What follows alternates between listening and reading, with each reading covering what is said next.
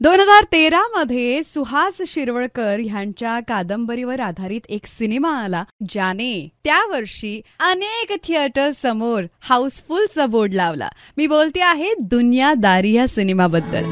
कभी जमी कधी नभी संपते अंतर झोक्यात. दुनियादारी या फिल्मला रिलीज होऊन आज 11 वर्ष कंप्लीट झाली आहेत. या सिनेमाच्या वेळेला जेव्हा संजय जाधव यांनी स्वप्नील जोशीला विचारलं होतं, तेव्हा त्याच्या मनातही धडधड वाजलं होतं का? One film that give me a lot of famous Duniyadari. त्याच्या आधी people knew me as a television face. Duniyadari नंतर people started accepting me as a film face. Duniyadari was a dream for everybody.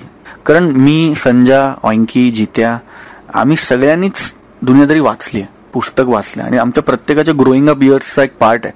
आणि संजयचं ड्रीम होतं की दुनियादारी त्याला करायचा होता. मला आठवतं तो गणपतीला घरी आला होता माझ्या, आणि तो मला बाहेर घेऊन गेला आणि तो मला म्हणला की दुनियादारी सुरू करूया. मी म्हटलं अरे great, super, all the best. तो म्हणला की तू श्रेयस तळवळकर कर. आणि दॅट मोमेंट असं time stopped for me. I think it was destined. धडधड वाढते डोक्यात.